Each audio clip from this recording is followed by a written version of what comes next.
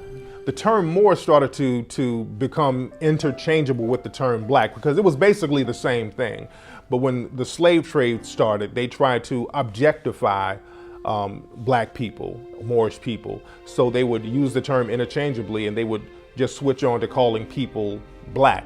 But if you look at a lot of old documents, there's even slave ships called Blackamoor. If you look at slave records, there was even a boxer out of Virginia who was very popular in the early 1800s named Tom Molyneux, and his nickname was the Moor. So that name was definitely used interchangeably with black or Negro at that time. Moor means black, like Negro, Ethiopian. Moor means black. Moor is not a people. Moor is a color. And they have taken this word Moor and they have associated Moor with Muslim. There were Moors that weren't Muslim. Moor means black. There were Christian Moors. There were Moors that practiced a traditional African faith system. So that Moor means black, simple. When the Moors went into Europe, they changed the appearance of the population.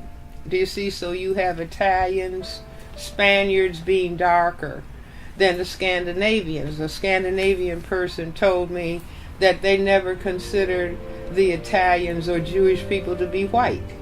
Do you see? Because the lighter people are further north. When I went to Europe, I would always look at pictures and I would always see a Moor, and sometimes I would see like a skull and bones.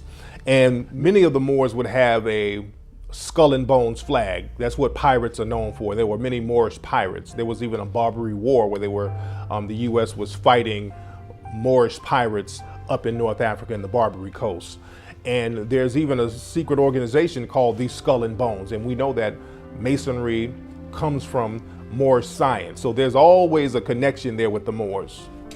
And it's important that as we begin to develop an understanding of this society, that it's not Freemason as we know it. And that the Moors brought in this knowledge into Europe. Africans brought this knowledge into Europe. And in bringing this knowledge into Europe, the Knights Templars and other organizations were born out of this. And peoples of European descent were exposed to alchemy, okay? The periodic table of elements, the laboratory, how to take information, how to take elements and atoms, and to begin to manipulate them to make them into different types of molecules. The basic one is hydrogen, 2 hydrogen is helium, 3 hydrogen is lithium, 6 is carbon, 8 is oxygen. So you have this alchemy that's going to come, and they're going to begin to study, they're going to begin to learn, they're going to create societies that's going to develop an understanding. This is going to be what eventually is going to become Freemasonry, because only a select group of people in Europe is going to be exposed to this information. Because the secret of Masonry, of who we really are, the Moors, is being here on this land, this particular land. Because it was called, in many names, you had Turtle Island, that we called it, or Tula, or El Morak, the different terms that we had. And the original map of America was written by a guy named Idrisi. The original map was written in Sanskrit. Antarctica was actually mapped by a Moor. And most people don't know it was mapped by a Moor. And they have old topographical evidence of old maps of Antarctica. That's why the Nazis fled there, because they knew that there were places there under the ice that they could actually inhabit and hide.